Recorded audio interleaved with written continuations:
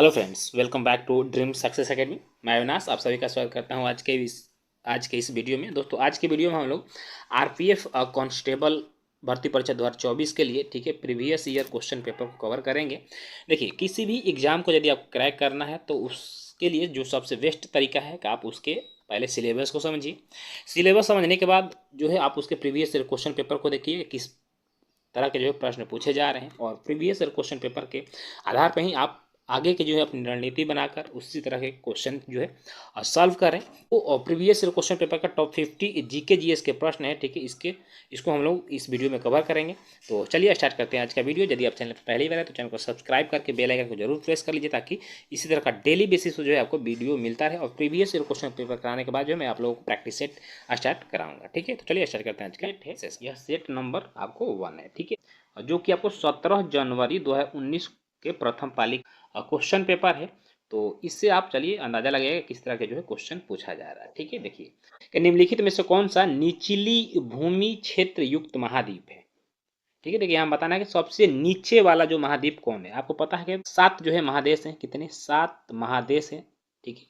7 महादेश, तो जो सबसे नीचे है आपको यहाँ पे देखिएगा तो यहाँ पे ऑस्ट्रेलिया मिलेगा, ठीक है। बाकी यहाँ पे आपको उत्तरी अमेरिका हो गया, नीचे इसके दक्षिणी अमेरिका हो गया, यहाँ पे एशिया हो जाता है, ठीक है। इसके जस्ट ऊपर जो है ये यूरोप होता है, और यहाँ पे आपको अफ्रीका होता है, ठीक है। कितने दो दो चार दो छः हो गए, और एक अंटार्कटिका आपके इसके ऊपर जो है आपको अंटार्कटिका हो गया, ठीक है। तो टोटल 7 महादेश है। जो सबसे निचली भूमि कह रहा है यानी कि यह ऑस्ट्रेलिया हो जाएगा, ठीक है। Option number B is the right answer हो जाएगा, ठीक है। देखिए यह जो है सपाट और शुष्क क्षेत्र भी है। क्या है आपसे सबसे बड़ा महाद्वीप कौन है, यानी सबसे बड़ा महादेश कौन सा है, तो यह आपको एशिया महादेश सबसे बड़ा है। किंतु सबसे अधिक जो है देश किस महादेश द्वीप में है, तो यह अफ्रीका महाद्वीप में टोटल 51 देश है। इसे भी याद रखिएगा, क्वेश्चन पूछता है, ठीक है। सबसे छोटा जो हो जाएगा यह ऑस्ट्रेलिया महाद्वीप हो जाएगा। सबसे अधिक शहरीकरण जो है, सबसे अधिक शहरीकरण वाला जो महाद्वीप है यह आपको यूरोप है, ठीक है। दोस्तों, मेरी कोशिश रहती है आपको जो है क्वेश्चन जो मैं बताऊं एक से रिलेटेड अन्य क्वेश्चन भी बताऊं, ताकि जब आप क्वेश्चन कर रहे हो तो आपको उससे रिलेटेड और भी जानकारियां एक्स्ट्रा फैक्ट पता चले, ठीक है। चलिए क्वेश्चन नंबर 2 देखेंगे। किस मौलिक अधिकार के तहत बोलने और अभिव्यक्ति की स्वतंत्रता दिया गया है। देखिए, बोलने और अभिव्यक्ति की स्वतंत्रता जो है यह आपको स्वतंत्रता का अधिकार के तहत दिया गया है।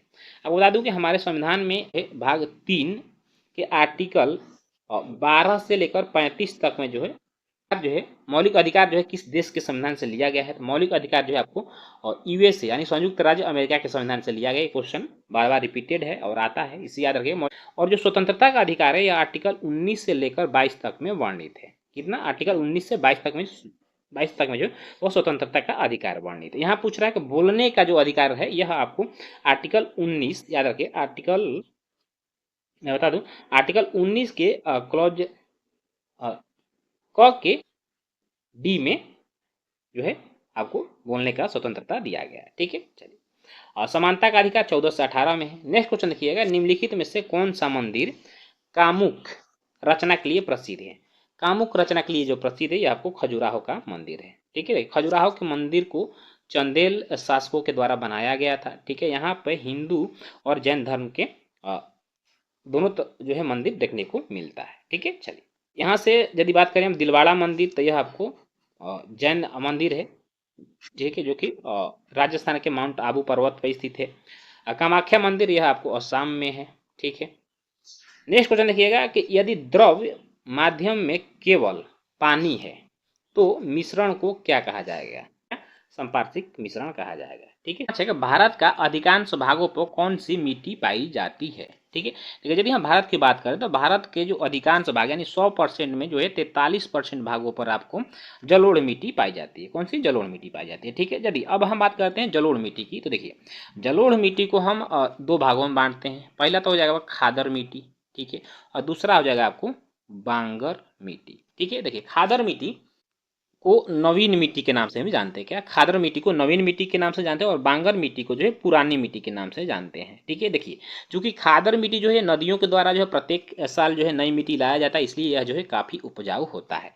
तो जलोढ़ मिट्टी को 2 भागों में बांटते हैं, और सबसे अधिक मात्रा में आपको जलोढ़ मिट्टी पाई जाती है, ठीक है। चलिए, यह आपको जो नदियों के द्वारा डेल्टा लाई जाता है, ठीक है, और नदियों के आसपास के क्षेत्रों में मैक्सिमम जो है आपको देखने को मिलेगा। चलिए क्वेश्चन नंबर 6 है कि निम्नलिखित में से कौन सा विकल्प जो है कबड्डी खेल से संबंधित है। यदि हम बात करते हैं कबड्डी खेल से संबंधित तो AKFI जो है यह कबड्डी खेल से संबंधित है। एमच्योर कबड्डी फेडरेशन ऑफ इंडिया इसका फुल फॉर्म होता है। क्या? एमच्योर कबड्डी फेडरेशन ऑफ इंडिया इसका फुल फॉर्म होता है, याद रखिएगा, ठीक है। भारतीय कबड्डी महासंघ की स्थापना की यदि बात करते हैं हम तो इसकी स्थापना सन 1950 ईस्वी में किया गया था, ठीक है। चलिए BCCI जो है यह क्रिकेट से संबंधित देखते हैं। तो भारतीय राष्ट्रीय कांग्रेस की स्थापना जो है कब हुई थी? तो भारतीय राष्ट्रीय कांग्रेस की स्थापना सन 1885 ईस्वी में मुंबई में हुआ था, याद रखिए कहाँ? मुंबई में हुआ था, ठीक है।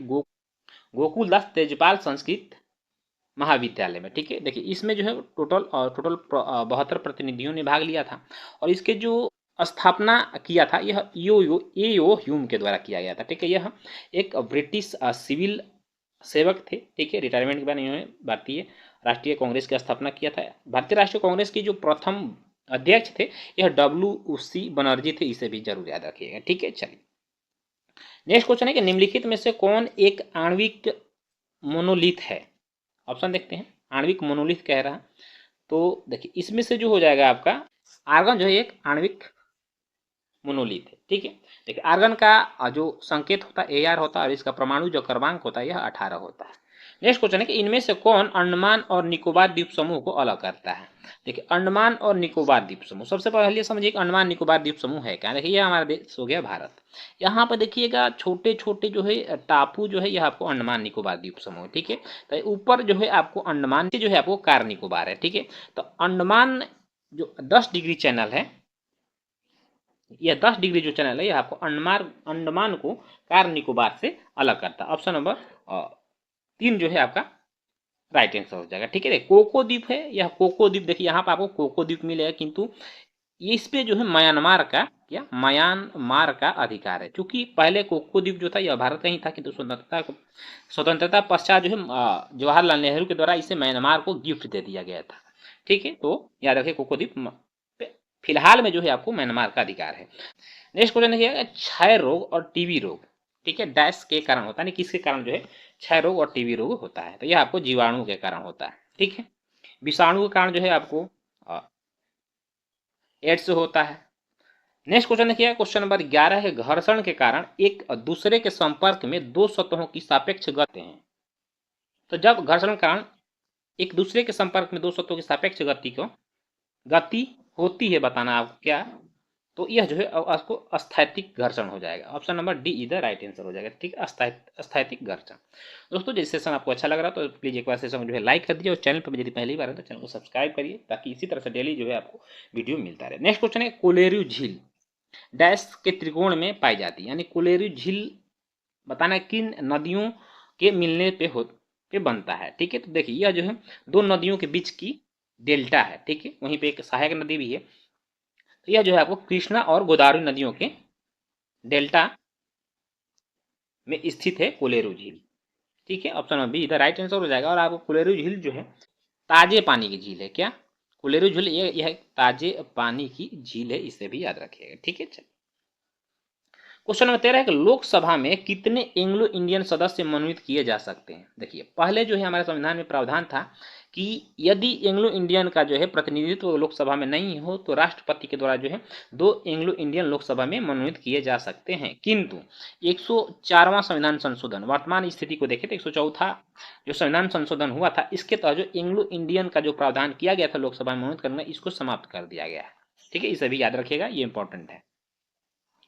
क्वेश्चन नंबर 14 है कि यदि किसी व्यक्ति को संसद के दोनों सदनों के लिए चुना जाता है, ठीक है, तो उस व्यक्ति को सदन के वांछित हॉल डैश के भीतर काम करने के बारे में सूचित किया जाना चाहिए। कहने का मतलब है किसी व्यक्ति को यदि, ठीक है, लोकसभा, ठीक है, और राज्यसभा दोनों के लिए चुन लिया जाता है, ठीक है, तो उस व्यक्ति को किस सभा में जो है अपना प्रतिनिधित्व देना है यह बताने का जो टाइम पीरियड होता है कितना दिन होता है, तो यह आपको 10 दिन के अंदर उसे बताना पड़ेगा कि वो लोकसभा का सदस्य बने रहना चाहता है या राज्यसभा का सदस्य बने रहना चाहता है। ऑप्शन नंबर बी इधर राइट आंसर हो जाएगा, ठीक है। चलिए नेक्स्ट क्वेश्चन है क्वेश्चन नंबर 15 का कोशिका के नाभिक का आविष्कार किसने किया था? देखिए कोशिका के नाभिक, ठीक है, कोशिका के नाभिक का आविष्कार को देखते हैं, हाँ, रॉबर्ट ब्राउन के द्वारा किया गया था। किसके द्वारा? रॉबर्ट ब्राउन ने कोशिका के न्यूक्लियस की खोज किया था। विटामिन की खोज फंक के द्वारा किया गया था। जीवाणु खोज लिवेनहॉक के द्वारा किया गया था। क्वेश्चन 16 है कि अशोक का सिंह स्तंभ कहाँ स्थित है। अशोक का जो सिंह स्तंभ है यह आपको सारनाथ में स्थित है। सारनाथ कहाँ, तो यह बनारस से जो है 5 किलोमीटर दूरी पे स्थित है सारनाथ, जहाँ पे जो है बुद्ध के द्वारा जो है अपना प्रथम उपदेश दिया गया था। ठीक है, यहीं पे जो आपको सिंह स्तंभ है, जो कि हमारे देश का राष्ट्रीय प्रतीक भी है। क्वेश्चन 17 है कि निम्नलिखित में से कौन सा एक लकड़ी के लुगदी पर रासायनिक अभिक्रियाओं के द्वारा निर्मित रेशे से बनाया गया फाइबर है, यानी कि इसे जो बनाया जाता है यह सेलुलोज से बनाया जाता है। तो देखिए इसमें जो रेयन है यह आपको सेलुलोज से बनाया जाता है और यह जो है मानव निर्मित प्रथम फाइबर था। ठीक है, चलिए क्वेश्चन नंबर 18 है रियो पैरालंपिक 2016 में पहली भारतीय महिला पैरालंपिक पदक की विजेता दीपा मलिक ने कौन सा पदक जीता था। देखिए पैरालंपिक में पहली भारतीय थी दीपा मलिक जिन्होंने कोई पदक जीता था। तो इन्होंने 2016 के जो पैरालंपिक हुआ था ग्रीष्मकालीन पैरालंपिक उसमें रजत पदक जीता था। ठीक है, चलिए क्वेश्चन 19 दक्षिण भारतीय मंदिरों के प्रवेश द्वार को कहा जाता है क्या। देखिए दक्षिण भारत के जो मंदिर होता है वो आप याद रखिएगा, सबसे पहले तो यह द्रविड़ शैली में बना होता है और इसका जो मंदिर होता है मंदिर से बड़ा इसका प्रवेश द्वार होता है। ठीक है, और उसे गोपुरम कहा जाता है। Option number A is the right answer हो जाएगा। ठीक है, नेक्स्ट क्वेश्चन है कि भविष्य की पीढ़ियों की जरूरतों को पूरा करने की क्षमता को आगे बढ़ाने बिना वर्तमान पीढ़ी की जरूरतों को पूरा करने की क्षमता विकसित करना यह वाक्य समझाता है। ठीक है, यह वाक्य जो है क्या समझाता है, यह सतत विकास को समझाता है। ठीक है, सतत विकास। ठीक है, देखिए यदि हम सतत विकास को सिंपल लैंग्वेज में समझें तो इसका अर्थ होता है कि भविष्य की जरूरतों को समझौता किए बिना जो हमारी मूलभूत बुनियादी सुविधाएं हैं उसको पूरा करना और बेहतर जीवन के लिए उनकी आकांक्षाओं को पूरा करने के सभी अवसरों का विस्तार करना जो है यह सतत विकास है। ठीक है, चल क्वेश्चन नंबर 21 है सापेक्ष घनत्व की इकाई क्या है। इसका इकाई जो है इसका कोई इकाई नहीं होता है। चलिए क्वेश्चन नंबर 22 है कि निम्नलिखित में से दिल्ली सल्तनत के किस लोकप्रिय सुल्तान ने अलाई दरवाजा का निर्माण करवाया था। अलाउद्दीन खिलजी के द्वारा कराया गया था। ऑप्शन नंबर बी इधर राइट आंसर हो जाएगा। ठीक है, चलिए दोस्तों आप जो क्वेश्चन देख रहे हैं क्वेश्चन के साथ साथ जो है आप इसको अपने माइंड में भी फिट करते चलिएगा कि कहाँ से जो है क्वेश्चन आपको देखने को मिल रहा है। ठीक है, और किस चैप्टर से जो क्वेश्चन आ रहे हैं उस चैप्टर को आप अधिक से अधिक जो है रिवीजन करिएगा, उसको पढ़िएगा। और क्वेश्चन नंबर 23 देखिएगा बर्फ का गलनांक बताना आपको कितना होता है। देखिए बर्फ का गलनांक जो है भिन्न भिन्न टेम्परेचर पे अलग अलग होता है। ठीक है, जैसे केल्विन पर अलग होता है, फ़ारेनहाइट पर अलग होता है, सेल्सियस पर अलग होता है। तो बर्फ़ का गलनांक आपको बताना है। यहाँ पे देखिए सेल्सियस पर यदि बात करें 0 डिग्री सेल्सियस पे बर्फ़ गलने लगता है। ठीक है, तो ये तो गलत हो जाए, ये नहीं होगा। ठीक है, 273.15 केल्विन ये आपको ऑप्शन नंबर सही है। ठीक है, 273.15 केल्विन पे बर्फ जो है गलने लगता है। ठीक है, और यदि हम फ़ारेनहाइट की बात करें तो 32 डिग्री फ़ारेनहाइट पे भी आपको बर्फ गलने लगता है। तो इसमें केल्विन दिया है सही, ऑप्शन नंबर एक जो है सही हो जाएगा। क्वेश्चन नंबर 24 है निम्नलिखित में से दुनिया का सबसे बड़ा झरना कौन सा है। देखिए दुनिया का सबसे बड़ा झरना पूछ रहा है तो यह आपको एंजल फॉल्स हो जाएगा। इसकी जो ऊंचाई है 979 मीटर है और यह जो है आपको वेनेजुएला में स्थित है। याद रखिएगा दुनिया का सबसे बड़ा झरना एंजल फॉल है, वेनेजुएला में स्थित है। ठीक है, कैरोना नदी पर जो कि स्थित है। आगे देखते हैं क्वेश्चन नंबर 25 है कि सत्यमेव जयते शब्द किस उपनिषद से है। देखिए सत्यमेव जयते यह मुंडकोपनिषद से लिया गया है। यह वेरी वेरी इंपॉर्टेंट क्वेश्चन है, बहुत बार एग्जाम में पूछा हुआ है।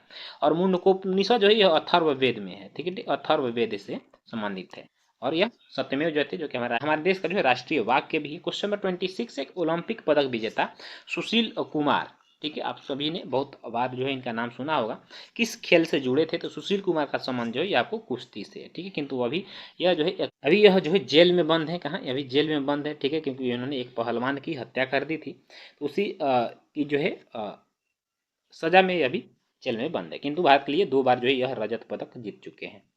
चलिए नेक्स्ट क्वेश्चन है कि नर्मदा नदी किस स्थान से निकलती है। देखिए नर्मदा नदी जो है यह देखिए भारत है पश्चिम की ओर। ठीक है, बाकी सारी नदी आपको अगर पूर्व की तरफ बहती हुई बंगाल के खाड़ी में मिल जाती है, किंतु नर्मदा नदी और ताप्ती नदी पश्चिम की ओर बहने वाली जो है सबसे बड़ी नदियां हैं। ठीक है, प्रायद्वीपीय भाग की पश्चिम की ओर बहने वाली सबसे बड़ी नदी नर्मदा नदी है, जो कि अमरकंटक से निकलकर बहती है। ठीक है, क्वेश्चन नंबर 28 निम्नलिखित में से किस शहर को विश्व की लौह और इस्पात की राजधानी के रूप में जाना जाता है? देखिए, विश्व की इस्पात और राजधानी के रूप में जाने जाने वाला जो शहर यह पीटर्सबर्ग है, और यह कहाँ है? यह आपको यूएसए में है। ठीक है, इसे स्टील सिटी के नाम से भी जाना जाता है, इसे स्टील सिटी के नाम से भी जाना जाता है। ठीक है, भारत का पीटर्सबर्ग यदि बात करें तो फिर आपको जमशेदपुर हो जाएगा। भारत का पीटर्सबर्ग किसे कहते हैं? जमशेदपुर को कहते हैं। देखिए, यदि यहीं पर सेंट पीटर्सबर्ग कह दे तो फिर आपको यह साउथ अफ्रीका में स्थित है। ठीक है, सेंट पीटर्सबर्ग साउथ अफ्रीका, सिर्फ पीटर्सबर्ग कहे तो यह आपको यूएसए है। ठीक है, जिसे हम स्टील सिटी के नाम से भी जानते हैं। क्वेश्चन नंबर 29 है कि भारत में किस नदी पर सबसे ऊंचा झरना पाया जाता है? भारत का सबसे ऊंचा जलप्रपात जो है आपको कूंचिकल, याद रखिए, कूंचिकल जलप्रपात है, याद रखिएगा। ठीक है, और यह जो है वराही नदी पे है। किस नदी पे? वराही नदी पे है, किंतु यहाँ पे ऑप्शन में नहीं दिया हुआ है। ठीक है, क्योंकि देखिए यह 2019 का क्वेश्चन है, और उस समय तक जो है भारत का जो सबसे ऊंचा झरना हुआ करता था वह जोग या गरसोपा हुआ करता था, जोग या गरसोपा, जिसे हम महात्मा गांधी जलप्रपात के नाम से भी जानते हैं, जो कि शरावती नदी पर स्थित है। तो उस समय के हिसाब से शरावती हो जाए, किंतु वर्तमान परिदृश्य को देखते हुए आप कूंचिकल याद रखिएगा। भारत का सबसे ऊंचा झरना कूंचिकल जलप्रपात है, जो कि वराही नदी पर स्थित है, और यह भी कर्नाटक में ही स्थित है। ठीक है, तो इसे जरूर आप इसे नोट डाउन जरूर कर लीजिए। नेक्स्ट क्वेश्चन है कि मौलिक अधिकारों में समानता का अधिकार क्या है? देखिए, मौलिक अधिकारों में समानता का जो अधिकार है यह है कि इस कानून के समक्ष सभी लोग क्या है? समान है। ऑप्शन नंबर बी इधर राइट आंसर हो जाएगा। ठीक है, चलिए आगे देखते हैं। क्वेश्चन नंबर 31 है कि महाबलीपुरम में प्रसिद्ध समुद्र तट का निर्माण किसने किया था? महाबलीपुरम मंदिर में जो समुद्र तट का निर्माण है किसके द्वारा किया गया था? यह नरसिंह वर्मन द्वितीय के द्वारा किया गया था। ठीक है, देखते हैं ऑप्शन में है, हाँ, नरसिंह वर्मन द्वितीय के द्वारा किया गया था। ऑप्शन नंबर डी इधर राइट आंसर हो जाएगा। ठीक है, चलिए क्वेश्चन नंबर 2 है, 32 है आपको, कि डैश को धार्मिक स्वतंत्रता दी गई, यानी भारत में किन लोगों को जो है धार्मिक स्वतंत्रता दिया गया है? देखिए, तो भारत में सभी भारतीयों को जो है यह स्वतंत्रता दिया गया है, यानी भारत के जितने भी नागरिक है वह किसी भी धर्म को मानने के लिए स्वतंत्र हैं। ठीक है, चलिए धार्मिक स्वतंत्रता की जो बात है हमारे संविधान में आर्टिकल 25 से लेकर 28 तक में जो है आपको धार्मिक स्वतंत्रता का वर्णन है, इसे भी याद रखिएगा। देखिए, यहाँ से क्या आप देख रहे हैं कि यहाँ से आपको पॉलिटी से जो क्वेश्चन है अच्छा खासा क्वेश्चन जो है पूछा जा रहा है, और पॉलिटी में जो है मौलिक अधिकार, जो कि आर्टिकल आपको 12 से लेकर 35 तक में पढ़ना, इससे आप अच्छे से पढ़िएगा। ठीक है, यहाँ से क्वेश्चन अभी देखिए, प्रीवियस जो क्वेश्चन है इसमें से लगभग 3 क्वेश्चन अभी तक पूछ दिया है। ठीक है, इसलिए आप पॉलिटी में मौलिक अधिकार को जरूर पढ़ें। ठीक है, आप भाग, यदि पॉलिटी की बात करें तो भाग 1 से लेकर 5 तक को अच्छे से पढ़ें। यदि आप इसको पढ़ लेते हैं तो फिर आपका आधा पॉलिटी जो है कवर हो जाता है, यहीं से मैक्सिमम जो है प्रश्न आते हैं। ठीक है, चलिए अगला क्वेश्चन देखिएगा, लाल मिट्टी का लाल रंग किसके कारण होता है? तो यह फेरिक ऑक्साइड के कारण होता है। ऑप्शन नंबर ए इधर राइट आंसर हो जाएगा। ठीक है, क्वेश्चन नंबर 34 है, पहली सार्वभौमिक परिषद कब गठित की गई थी? तो पहली जो सार्वभौमिक परिषद है यह सन 1893 ईस्वी में गठित किया गया था। अगला क्वेश्चन है, अर्थशास्त्र में वैकल्पिक कार्यक्रम का क्या अर्थ है? ठीक है, वैकल्पिक कार्यक्रम का अर्थ होता है कि दीर्घकालिक योजना, और जो दीर्घकालिक योजना है यह प्रगतिशील योजना का रूप है। ठीक है, तो ऑप्शन नंबर ए इधर राइट आंसर हो जाएगा। क्वेश्चन नंबर देखिए, हाँ, यहाँ पर वार्षिक योजना कह रहा है, तो वार्षिक योजना जो है प्रत्येक वर्ष के लिए बनाया जाता है, और इसके उस योजना के जो है सफलता असफलता के आधार पर आगे की जो है रणनीति तैयार की जाती है। अगला क्वेश्चन है कि एक नर्तकी की कांस्य प्रतिमा कहाँ से मिली है? देखिए, यह जो है आपको सिंधु सभ्यता से संबंधित प्रश्न है। तो नर्तकी की कांस्य की प्रतिमा जो है सिंधु सभ्यता किस स्थल से मिला, कहने का मतलब ये है तो ये आपको मोहनजोदाड़ो से मिला है। ठीक है, मोहनजोदाड़ो की खोज जो है सन 1922 ईस्वी में राखाल दास बनर्जी के द्वारा किया गया था। ठीक है, सिंधु सभ्यता का जो पहला स्थल खोजे जाने वाला था यह हड़प्पा था, जो कि 1921 ईस्वी दयाराम साहनी के द्वारा खोजा गया था। लोथल जो है काफी प्रसिद्ध स्थल था, क्योंकि यहाँ पे बंदरगाह के साक्ष्य मिले हैं, और कालीबंगा जो है यहाँ से जुते हुए खेत के साक्ष्य मिले हैं, इसे भी याद रखिएगा। क्वेश्चन नंबर 37 है कि शुक्र अपने अक्ष के डैश से यानी किधर से किधर की ओर घूमता है? तो शुक्र जो है यह आपको पूर्व से, ठीक है, पूर्व से पश्चिम की ओर घूमता है। कहाँ? पूर्व से पश्चिम की ओर घूमता है। तो ऑप्शन नंबर सी इधर राइट आंसर हो जाएगा। ठीक है, देखिए यह जो है सूर्य के सापेक्ष गति में परिक्रमा करते हैं। बाकी जितने भी ग्रह हैं वो सूर्य के विपरीत दिशा में अपनी परिक्रमा करते हैं, यानी पश्चिम से पूर्व की ओर करते हैं। ठीक है, किंतु शुक्र और यूरेनस, 2 ऐसे ग्रह हैं जो कि सूर्य के सापेक्ष गति में, यानी सूर्य की दिशा में ही परिक्रमा करते हैं। नेक्स्ट क्वेश्चन है कि धर्मनिरपेक्ष राज्य का क्या अर्थ है। देखिए पॉलिटी से क्वेश्चन जो है आपको मैक्सिमम पूछा जा रहा है, तो पॉलिटी क्वेश्चन और साइंस के क्वेश्चन पे आप जो है थोड़ा अच्छे से ध्यान दीजिएगा, और जो मॉडर्न हिस्ट्री इससे यहाँ से भी क्वेश्चन बनते हैं। देखिए धर्मनिरपेक्ष का मतलब होता है कि जो राज्य है, यानी वह जो देश है, वह किसी भी एक धर्म को वरीयता नहीं देता है, ठीक है। यानी वहाँ पे जितने भी धर्म हैं, सभी धर्म जो है समान रूप से देखे जाते हैं, यानी बस एक धर्म का पालन करना नौका से सभी धर्मों को समान रूप से देखना जो है, यह आपको धर्मनिरपेक्ष का अर्थ होता है, ठीक है। चलिए अगला क्वेश्चन है, जैसे कि अपना देश क्या है, अपना देश भी धर्मनिरपेक्ष देश है। यहाँ पर सभी धर्मों का समान रूप से समान नज़रों से समान रूप से देखा जाता है, कोई भी धर्म यहाँ पर बड़ा छोटा नहीं है, ठीक है। नेक्स्ट क्वेश्चन है कि भारतीय अर्थव्यवस्था में जो प्रयुक्त प्रणाली है कौन सी, यानी भारतीय अर्थव्यवस्था किस प्रकार की अर्थव्यवस्था है, तो ये आपको मिश्रित अर्थव्यवस्था है। ऑप्शन नंबर डी सही हो जाएगा। देखिए मिश्रित अर्थव्यवस्था होता है कि इसमें आपको निजी क्षेत्र, ठीक है, और सार्वजनिक क्षेत्र है, ठीक है, क्षेत्र दोनों का जो है क्या है, सम्मेल होता है, ठीक है। यानी दोनों को मिलाकर दोनों अर्थव्यवस्थाएं जो यहाँ पे कार्य करती है, जिसे मिश्रित अर्थव्यवस्था कहते हैं, और भारत की जो अर्थव्यवस्था है मिश्रित अर्थव्यवस्था ही है। चलिए अगला क्वेश्चन है कि भारत के राज्य का राज्यपाल नियुक्त किया जाता है किसके द्वारा, तो राज्य का राज्यपाल जो यह आपको राष्ट्रपति के द्वारा नियुक्त किया जाता है, और राष्ट्रपति के प्रसाद पर्यंत यह अपने पद पर बना रहता है। इसका कार्यकाल जो है इसे 5 वर्षों का होता है, ठीक है। राष्ट्रपति चाहे तो इसके कार्यकाल को जो है बढ़ा सकता है। क्वेश्चन 41 है, डैश सबसे ऊंची चोटी कौन सी है, यानी कि इनमें से बताना है कि सबसे ऊंची चोटी कौन सी, तो विश्व का सबसे ऊंची चोटी माउंट एवरेस्ट है, 8,848 मीटर इसकी ऊंचाई है, ठीक। और यह कहाँ, यह नेपाल में है, ठीक है, जिसे हम लोग सागरमाथा के नाम से भी जानते हैं, ठीक है। चलिए आगे क्वेश्चन है, क्वेश्चन 42 है कि योग के प्रकारों में धर्म पद्मासन की स्थिति क्या है, तो इसकी स्थिति आधा लिली होता है, यानी धर्म पद्मासन की जो मतलब होता है वह आधा लिली होता है, ठीक है।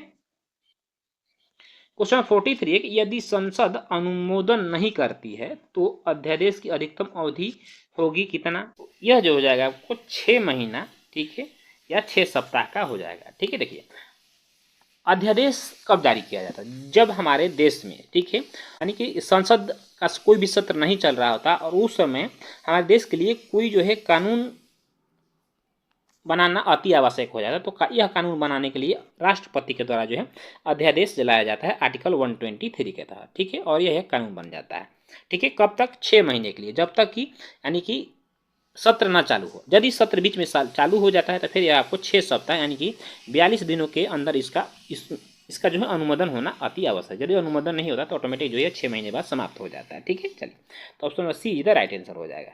क्वेश्चन नंबर 44 है कि वास्तुकला में पंचायतन शैली शब्द से संबंधित है, तो पंचायतन शैली जो यह मंदिर निर्माण से संबंधित है, ठीक है। जैसे देखिए दक्षिण भारत में द्रविड़ शैली है, उत्तर भारत में नागर शैली है, ठीक है, और एक बेसर शैली होता है। उसी तरह से आपको पंचायतन शैली है जो कि 4 मंदिरों से, ठीक है, 4 मंदिरों के बीच में एक जो है केंद्रीय मंदिर होता है जिसे हम पंचायतन शैली कहते हैं। जैसे कि अभी अयोध्या का जो राम मंदिर बना वो आपको पंचायतन शैली में ही बना हुआ है, तो option number D is the right answer हो जाएगा। क्वेश्चन 45 है, इनमें से कौन सी फर्म जो है आर्टिस्टिक जिम्नास्टिक से जुड़ी हुई है, तो इनमें से कौन सा फर्म आर्टिस्टिक जिम्नास्टिक से जुड़ी हुई है, यह देखो विश्व चैलेंज कप हो जाएगा, ठीक है। चलिए अगला क्वेश्चन है, देखो अजलान शाह कप का संबंध जो है हॉकी से है। अजलान शाह कप का संबंध आपको हॉकी से। राज्य परिषद को डैश भी कहा जाता है, राज्य परिषद को क्या कहा जाता है, तो इसे जो है आपको राज्यसभा कहा रहा है। राज्यसभा को किस नाम से जाना जाता है, तो इसे जो है राज्यों की परिषद के नाम से जाना जाता है, क्योंकि यहाँ जो है जो सांसद चुन के आ जाते हैं यह राज्यों से चुन कर आते हैं, और इसे उच्च सदन के नाम से भी हम लोग जानते हैं, उच्च सदन के नाम से जानते हैं, ठीक। राज्यसभा का जो कार्यकाल होता है, राज्यसभा के जो सदस्यों का कार्यकाल होता है यह 6 वर्ष का होता है। राज्यसभा एक अस्थायी सदन है, यानी इसे कभी भंग नहीं किया जा सकता। अगला क्वेश्चन है कि एक मुद्रा की तुलना में मूल्य को डैश कहा जाता है। एक मुद्रा की तुलना में जो मूल्य है इसको कहा जाता है विदेशी मुद्रा विनिमय। क्या, विदेशी मुद्रा विनिमय। ऑप्शन नंबर डी इधर राइट आंसर हो जाएगा, ठीक है। देखिए इकोनॉमी से जो प्रश्न है थोड़ा सा आपको टफ क्वेश्चन है, किंतु यदि आप इकोनॉमिक्स पढ़िएगा तो ये भी क्वेश्चन आसान हो जाएगा। क्वेश्चन 48 है कि राइडर शब्द किस खेल से संबंधित है। देखिए राइडर शब्द का संबंध जो है आपको यह कबड्डी से संबंधित है। देखिए कबड्डी में टोटल 7 खिलाड़ी होते हैं दोनों पक्षों में। जो खिलाड़ी चाल लेकर चलता है, ठीक है ना, जो कबड्डी कबड्डी बोलकर चलता है उसको ही हम लोग राइडर के नाम से जानते हैं। Option number be the right answer. Question number 49, Khajuraho में कंदारिया महादेव मंदिर भगवान यानी किस भगवान को समर्पित है? तो देखिए कंदारिया जो महादेव मंदिर है ये आपको भगवान शंकर को समर्पित है। इसको किसने बनवाया था? इसको विद्याधर के द्वारा बनाया गया था। ठीक है, चलिए क्वेश्चन नंबर 50 है कि वित्तीय सहायता डैश यानी किसके द्वारा नियंत्रित होती है? तो देखिए जो भी वित्तीय सहायता है यह रिजर्व बैंक के द्वारा नियंत्रित होती है। और भारत के लिए जो मौद्रिक नीति का निर्माण करता है यह भी आपको आरबीआई के द्वारा किया जाता है। ठीक है, चलिए आरबीआई का स्थापना सन 1935 ईस्वी में हुआ था, इसे भी जरूर याद रखिएगा।